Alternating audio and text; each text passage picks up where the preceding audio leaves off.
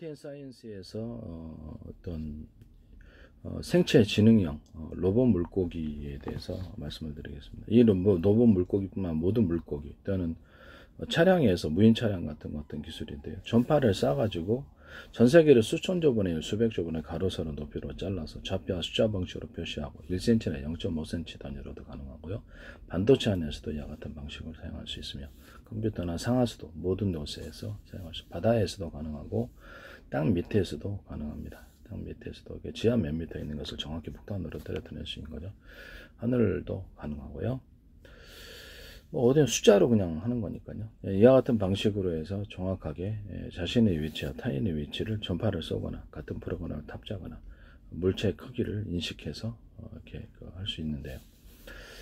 어떤 수족관이다. 그러면 가로세로 넓이로 해가지고 좌표와 숫자 방식으로 표시할 수 있겠죠. 그래서 이렇게 어떤 전파를 쏴서 인식을 할 수 있단 말이에요. 탐지가 가능하고요. 우리가 이런 CCTV도 이렇게 탐지할 수 있지 않습니까? 인체를 적외선을 쏘든가 일반 전파를 쏘든가. 제가 CCTV 기술에서 이렇게 같은 적외선 전파나 같은 전파를 다른 레이저 파든 아니면 초음파든 아니면 일반 파든 간에 일반 전파든 간에 그걸 둘을 같이 쏘는 방식은 제 방식이라고 제가 말씀을 드렸죠. 이것은 자동차에서도 할 수 있는데 어떤 자동차 인사사고가 더 중요한 부분이라서 그래서 비행체에서도 이렇게 할 수 있고요. 적게서 이렇게 헬기나 어떤 드론이나 이렇게 어떤 비행체에서 밑을 탐지할 때 전파를 쏴가지고 이렇게 금속 반응을 보고 약간 차량이라도 무기 찾아내고 또 이렇게 적외선을 쏴가지고 열 반응을 봐서 그래서 이렇게 열을 통해서 그래서 동시에 쑥 스캔을 하면 그 지역을 정확히 파악할 수 있습니다. 이와 같은 방식을 사용하시면 제 기술입니다. 차량에서도 이 두 전파를 레이저파가 됐든 초음파가 됐든 일반 전파가 됐든 적외선을 같이 쏘는 방식으로 쭉 한번 하면은 인사사고를 막을 수 있어요. 열감지를 통해서. 또 건물 안이다 그러면 건물 안을 서로 파형이 틀린 여러 개의 적외선 파형을 묶음으로 하면 제가 건물 안도 그렇고 땅 밑으로 투과하는 어떤 길이가 늘어난다 그랬죠. 그래서 서로 파형이 틀린 여러 개의 전파 묶음을 가지고 쏩니다. 기본은. 그리고 적외선도 서로 파형이 틀린 여러 개의 전파 묶음을 쏘고 레이저 광도 마찬가지로 초음파도 이와 같은 방식을 쓰시면 제 기술이 됩니다. 이는 이제 통신으로 갔을 때는 비밀 통신이 되는 거죠. 어떤 전파를 어떻게 묶었는지 알 수 없고 A사 레이더에서도 대중소라고 이렇게 레이더에게 도면 면적이 제한이 있으니까 이렇게 크기를 다양하게 해가지고 그 목적별로 팀별로 몇 개를 묶든지 묶어가지고 수많은 다양한 전파를 스스로 창출해서 그것을 서로 조합을 통해서 만들어내가지고 이런 방식을 할 수 있어요. 이 통신 방식, 통신으로 사용할 때는 컴퓨터에 달거나 또는 워키토키 방식의 스마트폰에 달아가서 서로 파형이 틀린 전파를 쏘거나 이렇게 되면 멀리 갑니다. 위성통신 같은 데서는 서로 파형이 틀린 레이저광을 여러 개 묶어 쏘면 이 방식은 보다 멀리 선명하게 갑니다.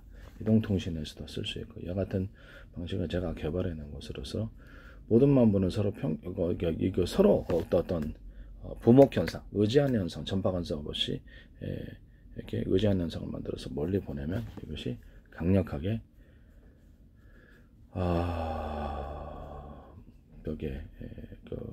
탐지가 가능하고 탐지도 가능하고 통신으로 사용하면 보다 멀리 선명하게 가죠. 위성통신에서 때 같은 방식을 사용할 수 있어요. 이 전파를 묶어갖고 한 군데 이렇게 지점을 해서 전파를 묶어서 여러 개의 전파다 그럼 묶어서 좌표와 숫자 방식으로 한 목표물을 향해 쏘면은 그것이 강한 융합 반응이 생기면서 전투기 금속재다가 그래서 열이 강하게 발산을 해가지고 전력의 세계를 따라 전투기의 기판과 조종사 다 열로서 태워버릴 수 있는 방식으로 지상을 공격을 하면 지상에 전자레인지로 우리가 물 데우고 또 고기도 이렇게 굽지 고기도 익힐 수 있잖아요. 그런 것처럼 이것을 지상을 태울 수 있는 무기가 되거나 또는 마이크로웨이브 전파 서로 다른 파형의 마이크로웨이브 전파 서로 다른 파형의 적외선 전파를 사용해서 산소를 제가 이렇게 추출하는 방식으로 사용한다 그랬죠. 같이 어떤 상중하로 물의 깊이를 따라서 하고 어떤 가둬져 있는 지역이면 거기다가 압축 공기를 불어넣고 그렇게 전파를 회열이 이렇게 회전하면서 돌려가지고 전자레인지 안에서는 그릇이 돌아가지고 이렇게 전파를 회전하면서 돌리는 거예요. 그러면 이게 수소, 산소 추출 방법이 된다고 제가 말씀드렸죠. 전기 분해법 플러스 열 분해법을 같이 동원하면서 수소 산소를 추출하는 방법이 된다. 이와 같은 방법을 사용하시면 제 기술입니다. 이 전파를 전파를 쏴가지고 우리는 탐지가 가능한데요. 그러니까 레이더에서 에이사 레이더에서 적 전투기를 탐지하죠. 로봇도 이게 어떤 수족관이 됐든 여기서는 이제 생체 지능은 로봇이 수족관 안이 되겠죠. 물은 이렇게 물고기가 밖에 뛰어나는데 또 다닐 수도 있죠. 그러니까 로봇이니까 저기 그렇죠. 바퀴나 프로펠러 물고기 못 다닐 일이 뭐가 있겠습니까? 그렇지만은 수족관 안을 움직이기 때문에 수족관을 가로 세로 높이로 잘라서 자신이 움직일 수 있는 부분과 움직이지 못하는 부분, 여기서 전파를 쏴서 여기서 사람을 딱 감지하지 않습니까? 적외선 전파, 일반 전파, 이게 CCTV가 그럼 이제 경보기도 그런 원리로 하고 있거든요. 그래서 이렇게 가로세로 높이로 해서 자기가 움직일 수 있는 이동 가능한 부분, 이동 가능한 로봇이 이제 아무래도 수족관 밖을 유리를 돌지는 한다고 해봅시다. 그러면 수족관이 파손되죠. 그래서 거기에는 어떤 방식을 사용해야 되냐면, 제가 예전에 무인 차량에서 전 세계를 수천조 번에 수백조 번에 가로세로 높이로 잘라서 좌표와 숫자 방식으로 표시하고 1cm는 0.5cm 단위로 할 수 있다고 하면서 좌표와 숫자 방식으로 움직일 수 있는 곳과 움직이지 못한 차량이 이제 도로가 이렇게 있지 않습니까? 도로가 있고 좁은 도로도 있어요. 좁은 도로도 있고 그러면 이렇게 전 세계를 제가 이 좌표와 숫자 방식으로 내비게이션 만든다 그랬죠. 이렇게 또 맵 지도를 만들 수 있다고 얘기했고, 건물 안에서도 가능하고 반도체 같은 이런 부분에서도 가능하고, 건물 안에서는 사유 공간이니까 거기서 신청자에 의해서만 놀이동산이다. 그러면 이제 놀이동산이나 또 공단이다 또는 건물 아니다 그래도 맵 지도가 있을 수가 있는 거예요. 맵 지도 안에 내비게이션이 신청자만 가능한 사유재산이니까. 그래서 로드맵을 내가 안쪽으로 확대해서 할 수 있다고 제가 이렇게 말씀을 드렸었죠. 로드맵을 이렇게 신청자에서 전 세계 로드맵 방식이 있잖아요. 그래서 네이버나 구글 이런 데 있는데 로드맵 방식으로 신청자 안에서 그 건물 안을 탐색하고 건물 안에 지도를 만들고 어떤 특정 지역의 공원 같은 데도 지도를 만들 수 있고요. 이렇게 사유재산 지역이라 할지라도 신청자 이렇게 얘기를 했습니다. 이런 지도를 만들어서 가로세로 높이로 좌표와 숫자 방식으로서 로봇도 이 수족관 아니라 할지라도 움직일 수 있는 것, 갈 수 있는 것과 갈 수 없는 것을 탐지하는 거예요. 그래서 그 안에서만 움직이는 거죠. 이해가 가죠? 로봇도 호텔이다, 어떤 공장이다 그러면 움직일 수 있는 것과 움직일 수 없는 것을 구분해야 되겠죠. 로봇이 일을 안 하고 갑자기 출입문을 향해서 나가고 다른 데로 갔다. 그러면 큰일 아닙니까? 그 안에서 일을 하니 어디가 이렇게 네, 그렇습니다. 그래서 이거를 안에서 움직일 수 있는 가는 범위와 움직이지 않는 범위를 가르쳐 줘야 됩니다. 또는 어떤 자동차가 일반 어떤 도로를 넘어서서 산이다, 또 비탈길이다 이렇게 했을 때 이쪽 도로를 이쪽으로 거기는 이제 어떤 움직이지 못하는 이렇게 절벽 지역이다. 그럼 이쪽은 움직이지 못해. 이쪽만 움직일 수 있어. 이 도로라는 이게 처음 가본 지형이라 할지라도 일종의 전 세계를 기반한 내비게이션을 탑재하고 있기 때문에 움직임이 가능한 것과 가지 않은 것을 구분할 수 있겠죠. 구분할 수 있. 일반 도로를 가더라도 일반 이렇게 보면은 일반 이게 보도블록 있고 건물이 있어요. 거기에 돌진하면 안 되잖아요. 로봇 물고기처럼. 그래서 전파를 해서 그렇게 내비게이션이 이미 확장이 돼 좌표와 숫자 방식으로 돼 있어 움직일 수 있는 가는 거리가 있는 거예요. 그리고 좁은 골목을 사람처럼 만약에 운전한다고 합시다. 좁은 골목을 운전하는데 그렇죠. 부딪혀야 돼. 사람 막 치고 갈 수는 없잖아요. 그래서 사람 같은 것이나 이렇게 나타나면 이렇게 어떤 사람이 출현했다 그러면 좌표와 숫자 방식으로 정확하게 물체 크기를 따라서 또 이렇게 인식을 하거나 전파를 쏴가지고 전파를 쏘되 제가 적외선을 같이 쏠 수 있다 그랬죠. 암 같은 데는 안개 껴봐요. 그럼 이게 큰일 나지. 그래서 인사사고를 막기 위해서 일반 전파와 레이저 강도 초음파도 쓸 수 있고 그래요. 그래서 적외선을 같이 쏘는 방식은 제 방식이다. CCTV나 일반 카메라에서도 망원경 규모에서도 제가 망원경이 했다가도 일반 어떤 군사용 망원경도 있을 수 있을 거고 그렇잖아요. 망원경에다가도 전파를 쏴서 탐지하는 금속 탐지라든지 이런 것이 가능해요. 일반 금속 탐지만 되는 건 아니에요. 그래서 군에서도 이렇게 약간 무기를 탐지한다든지 숨겨져 있는 수풀에 이장된 이런 거, 그다음에 또 하나는 적외선에서 열을 탐지하든지 이 두 가지 방식으로 해서 무기와 이렇게 어떤 사람을 동시에 차량이라든지 뭐 숨겨져 있는 것이라도 스캔하는 거예요.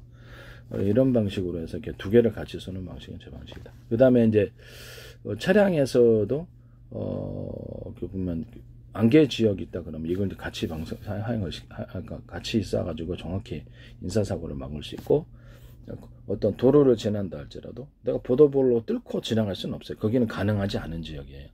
그렇죠? 그렇기 때문에 이런 가능한 것과 가능하지 않은 지역을 구분했을 때 무인 차량이 정확하게 안전하게 갈 수 있다라는 거죠.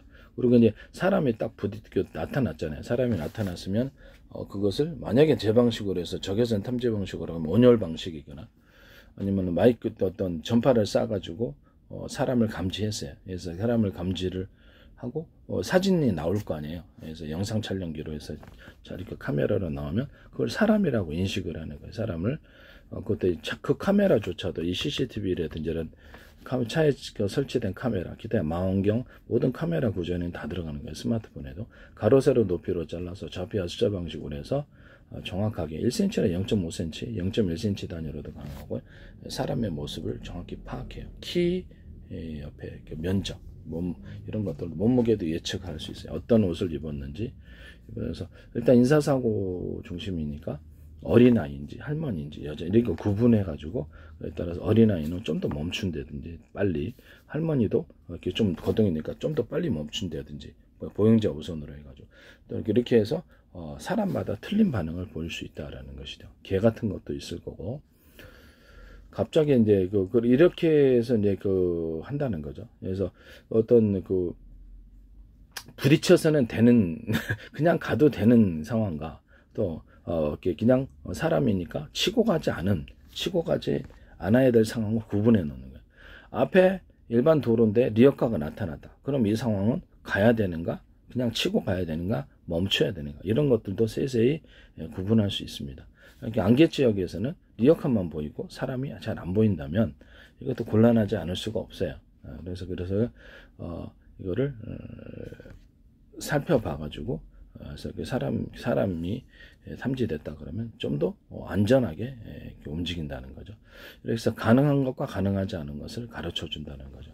일반 어떤 AI 로봇에도 이 같은 방식을 사용할 수 있는데 모든 것도 가능한 것과 가능하지 않은 것, 그러니까 갈 수 있는 것과 할 수 없는 것, 할 수 있는 것과 할 수 없는 것 이런 것들을 구분해 놓는 이런 방식이 있어야지 이제 일종의 도덕적인 기준이라고 할 수도 있고 안전 기준이라고 할 수도 있겠습니다. 이렇게 해서 차량 같은 거는 무기잖아요. 부딪히면 끝이니까. 그래서 이런 방식을 사용할 수 있다라는 것이죠. 이와 같이 이제 하시면 이제 제 기술 구조가 되겠다. 최강 어떤 YTN 사인에서 또 수중 로봇에서도 이와 같이 전파를 쏴서 가능한 지역과 가능하지 않는 지역 이런 것도 가로 세로 높이로 해서 정확히 움직임을 표현한다면 로봇이 일반 물고기 치고 가면 안 되죠. 갑니까? 로봇이 일반 물고기 속에서 어항 속에 있는데 수족관에 있다. 일반 물고기 치고 인사사고처럼 하면 됩니까? 안 됩니까? 안 되죠. 안 됩니다. 그러면 거기가 물체를 탐지할 때 얘가 일반 어떤 바인지 수족관의 어떤 바위라든지 조물인지 아니면 어떤 물고기인지 이런 반응을 봐야 되잖아요. 그래서 거기다 형상을 따라서 이런 물고기 모양이면 치고 가면 안 돼. 또는 사람 모양도 넣어가지고 치고 가면 안 돼. 이런 기준을 마련해 놓는다든지, 그 다음에 이거는 바위야라고 인식할 수 있는 이런 기능을 넣어준다는 거죠. 수족관에는 여러 가지 이런 것들이 있을 수 있잖아요. 그 다음에 이제 차량이다 그러면 이것은 보도블록이야. 이것은 가로수야라고 인식하게 할 수 있죠. 가로수 들이박으면 됩니까? 안 됩니까? 안 됩니다. 이런 식으로 해서 기준을 마련해서 들이박을 그냥 갈 수 있는 상황과 갈 수 없는 상황. 일단 각 사안에 따라서 할머니면 할머니의 대응, 어린아이가 나타나면 어린아이의 대응, 리어카가 나타나면 그에 따라 대응이 다 나와 있는 거예요. 그러면 그것을 사진을 판별해서 파악하는 이런 방법이 필요하겠죠. 제가 새로운 포스 시스템을 말씀을 드렸는데 편의점 같은 데 마트에서 사용할 수 있다고 어떤 편의점 안을 가로 세로 높이로 자릅시다. 그래서 이렇게 CCTV가 계산대 옆에서 다 지켜보고 있는 거예요. 물건 종류를 사진별로 다 분별을 합니다. 사진과 동영상으로 해서 그 물건 종류를 알고 그것을 가격이 딱 나와요. 그 물건을 보면 똑같은 물건이면 딱 나온단 말이에요. 나오면은 그 시간대별로 정확히 자동 계산되고 계산원도 이름이 나와요. 이해가 가시죠? 이름이 나오지 않은 그 시간대에 누가 이렇게 했는지 적어도 촬영이라도 한단 말이죠. 예. 그렇게 해서 계산을 잘못하거나 계산을 훔치는 이런 계산원도 미리 예방할 수 있고, 가게에서 물건 훔쳐나갈 때 그런 상황에 대해서 이거는 안 되는 일이야라고 경보를 울려야 되는 일이라고 해놓으면, 그렇죠.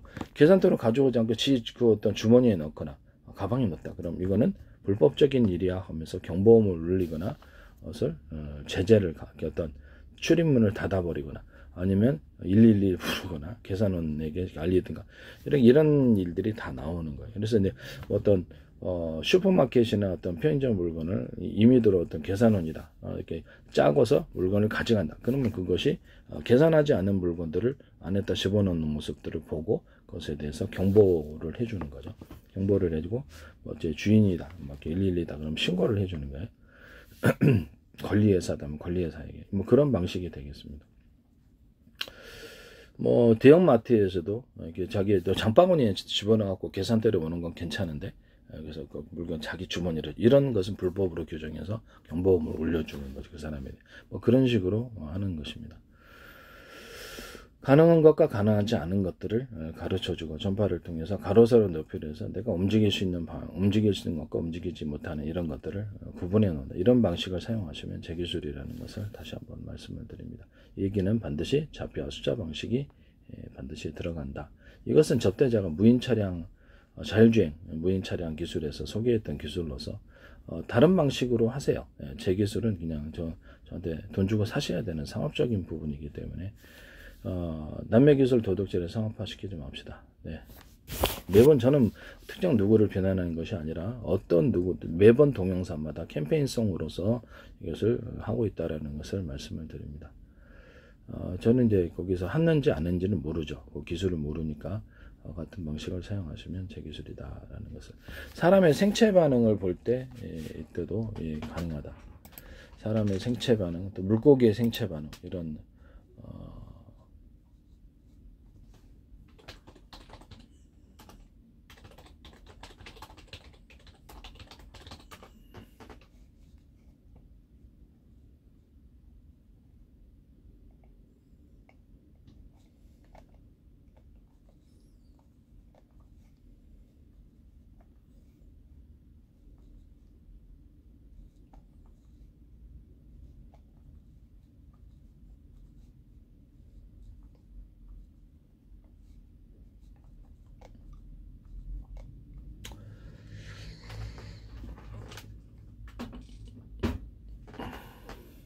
어군 탐지할 때도 제가 말씀을 드렸지만 밑을 향해서 어군을 이렇게 소나 방식으로 하시더니 하여튼 그 어군 탐지 그것이 있는데 어군 탐지도 정확하게 어떤 어군 탐지 레이더 방식에도 가로세로 높이로 해가지고 좌표와 숫자 방식으로 탐지를 하는 이런 것을 탐지를 하면 그 로봇의 어떤 물고기 움직임들, 물고기 로봇이 아니라 물고기 움직임들이 정확하게 시시각각으로 움직임을 따라서 파악할 수 있습니다. 이때도 이렇게 서로 어떤 어군 탐지 레이더가 지금 무슨 방식이죠?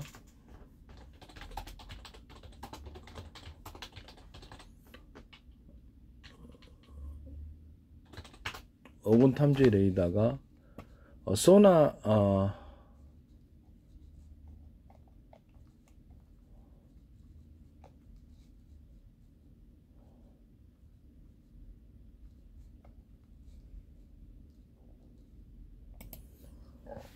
과거의 어군 탐지기는 음파를 통해서 했고요. 그래서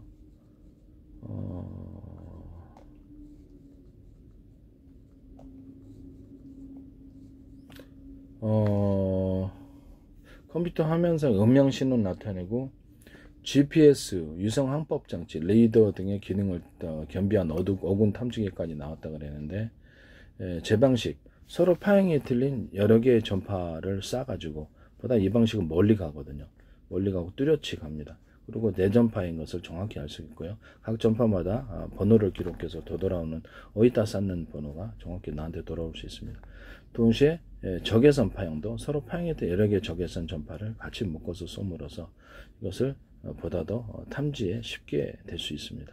어군 탐지기에서도 이 기술은 쓸 수 있다라는 것을 말씀을 드립니다. 움직이는 물체와 움직이지 않는 물체를 구분하는 방식도 있을 수 있다라는 것이죠.